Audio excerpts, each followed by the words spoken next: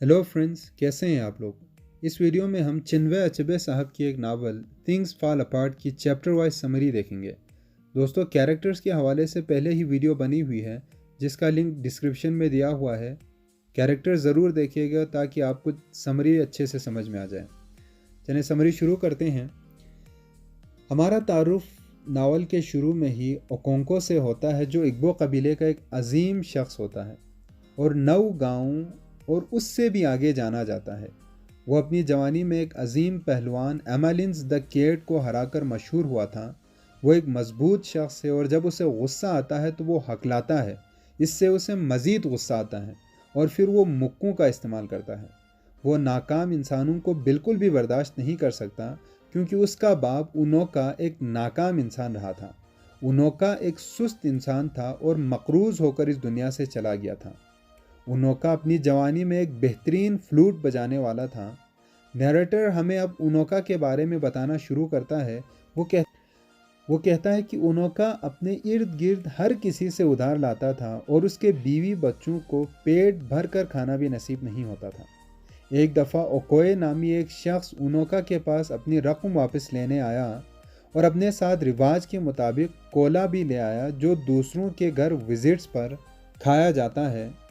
Okoye को वहाँ का तीसरा सबसे बड़ा खिताब मिलने वाला था, इसलिए उसे अपने पैसों की ज़रूरत थी।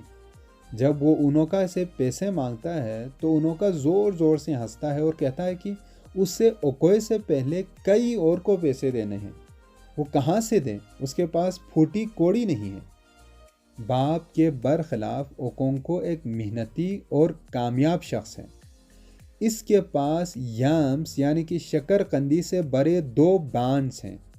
उसने कई जंगों में भी हिस्सा लिया है। उसके पास 2 टाइटल्स हैं और उसकी 3 बीवियां हैं। एक रात जब ओकोंको सोने की तैयारी कर रहा होता है तो एक मुनादी देने वाला ऐलान करता है कि अगली सुबह एक इजलास होगी। रात बहुत तारीक है और हमें बताया जाता है कि इग्बो कबीले के बहादुर तरीन लोगों के लिए भी रात खौफजदा थी। जंगल रात के वक्त मनहूस जगह है। ओकोंको को शक होता है कि जंग का खतरा हो सकता है।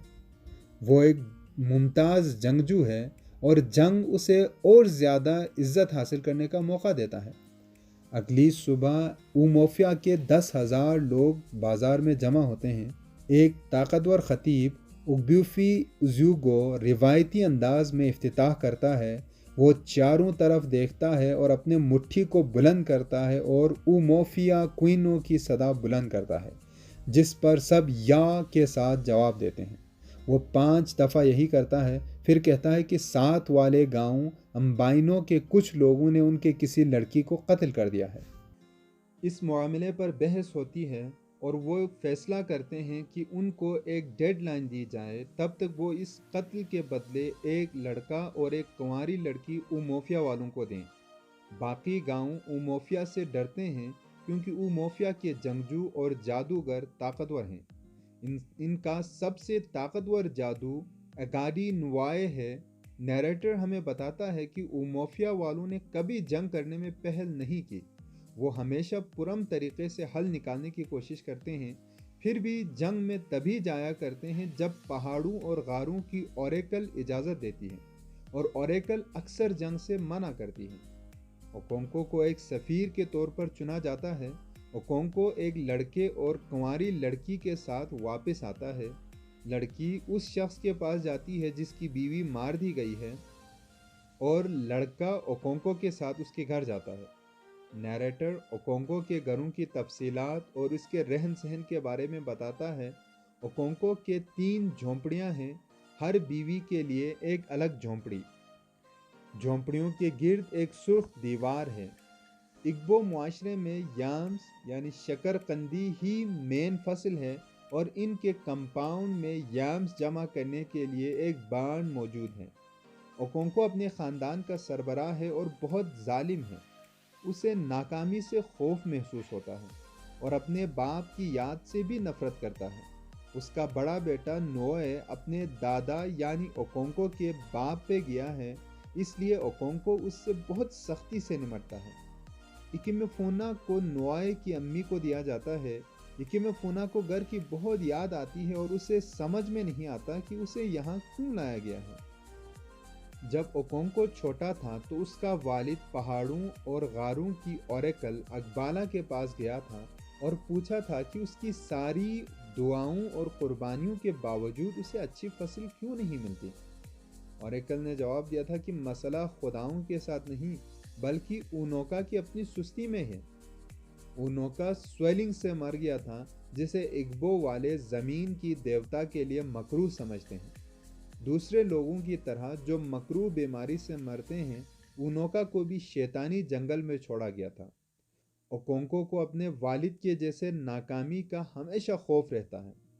اوکونکو کو اپنے باپ کی طرف سے وراثت میں کچھ بھی نہیں ملا تھا، اسی لیے اسے نئے سرے سے ایک امیر آدمی جس کا نام نواکی بھی ہے، اس سے بیج بٹائی دار کے طور پر یعنی فصل کا آدھا حصہ اسے دینے کی شرط سے ادھار لا کر شروع کرنی پڑی تھی۔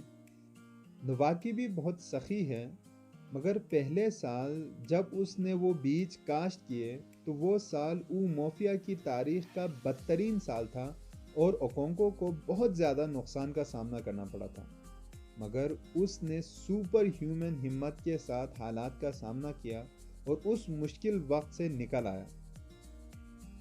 اوکونکو کبھی کبھار ہی جذبات کا کھلا اظہار کرتا ہے اور نرمی کے جذبات کا تو ہرگز اظہار نہیں کرتا۔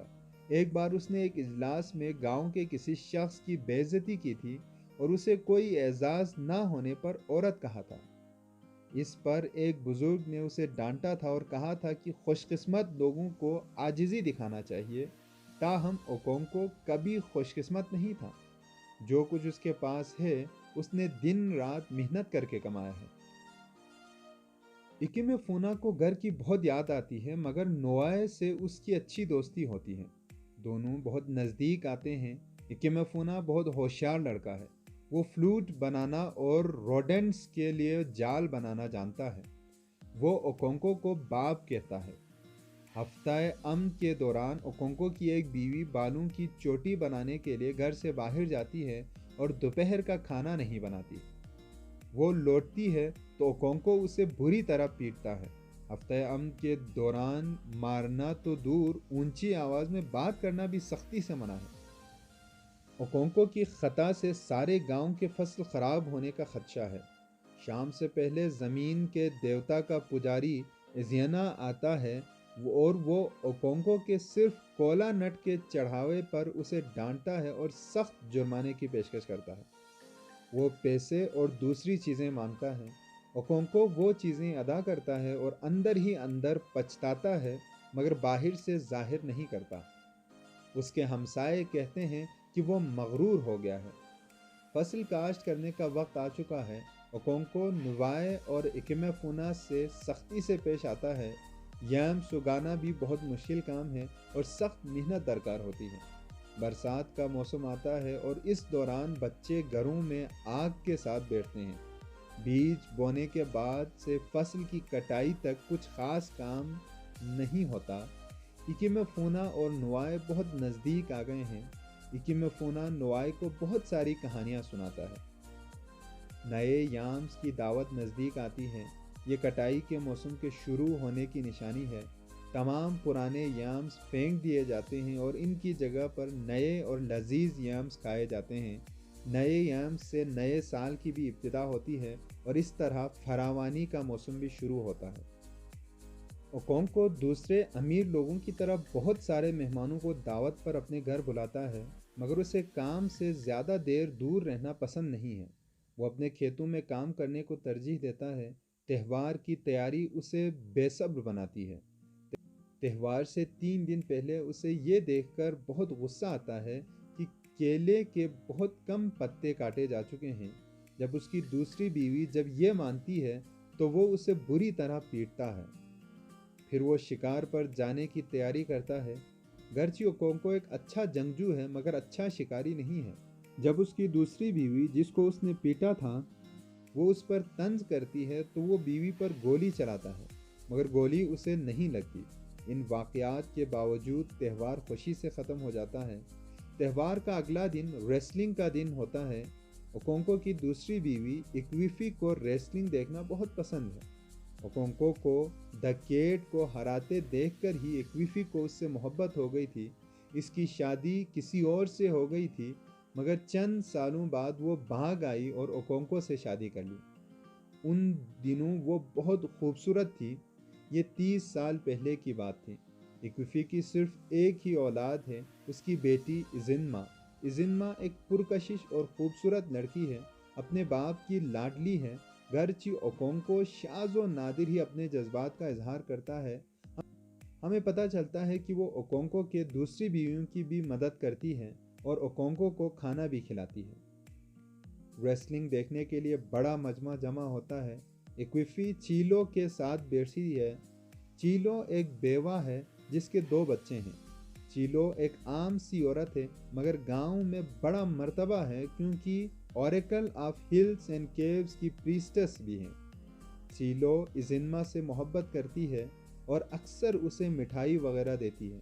दोनों औरतें बात करती हैं और हमें पता चलता है कि इक्विफी के कई बच्चे हुए मगर मर गए। इजिन्मा अब 10 साल की है। रेसलिंग के मैचेस बहुत एक्साइटेड हैं और तमाम पहलवानों के अपने फैंस हैं। शाम को मोफिया के 2 सबसे बेहतरीन पहलवान इकिजू और ओकाफा आमने सामने आते हैं और ओकाफा जीत जाता है। औरतें उसकी तारीफ में गाने गाते हैं। 3 साल गुजरते हैं और इकिमेफुना अब काफ़ी बड़ा हो चुका है। इकिमेफुना और नुओए अब भी बेहतरीन दोस्त हैं। नुओए भी मेहनती बन रहा है। ओकोंको को ये देखकर खुशी होती है। उसे मालूम है कि यह तब्दीली इकिमेफुना की वजह से आई है। ओकोंको अक्सर उन दोनों के साथ ही खाना खाता है। टिपिकली घर का सरबराह अलग ही खाना खाता है।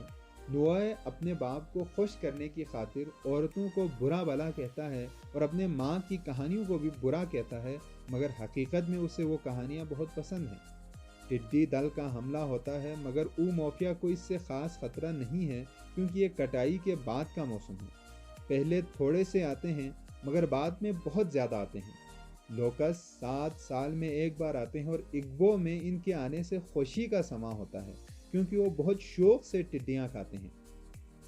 ओकोंको जब टिड्डियाँ खा रहा होता है तो गांव का एक बुजुर्ग ओग्ब्यूफी इजीडू घर में दाखिल होता है और ओकोंको को बताता है कि इकिमेफुना को मारने का वक्त आ चुका है।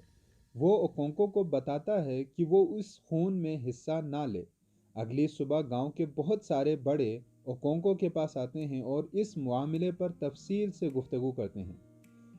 शाम को ओकोंको इकिमेफुना से कहता है कि उसके घर जाने का वक्त आ चुका है। नुओए ये बात सुनता है और बहुत रोता है। ओकोंको उसे बुरी तरह पीटता है। कुछ लोग इकिमेफुना को घने जंगल में ले जाते हैं। इकिमेफुना इतने लंबे अरसे बाद अपने घर वालों से मिलने के बारे में सोचता है और बहुत खुश होता है, मगर नुओए से दूर जाने पर अफसुर्दा भी हैं। ओकोंको साथ है। वो काफ़ी देर चलते हैं, फिर बाकी लोग इकिमेफुना पर अचानक छुरियों से हमला करते हैं। वो दौड़ता हुआ ओकोंको की तरफ आता है और मदद के लिए पुकारता है। बुज़दिल कहे जाने के खौफ से ओकोंको अपनी खंजर से इकिमेफुना पर वार करता है और उसे ज़मीन पर गिराता है। रात जब ओकोंको वापस लौटता है तो नुओए को पता चलता है कि इकिमेफुना को मारा गया है। उस पर एक खौफनाक अफसुर्दगी छा जाती है। वो रोता नहीं है मगर अंदर से टूट जाता है। इससे पहले भी एक दफ़ा इस तरह की अफसुर्दगी उसे तब महसूस हुई थी जब जंगल से उसे 2 छोटे बच्चों की रोने की आवाज़ आई थी। वो ट्विंस थे जिसे गांव वाले अशुभ मानते हैं और मरने के लिए जंगल में छोड़ते हैं।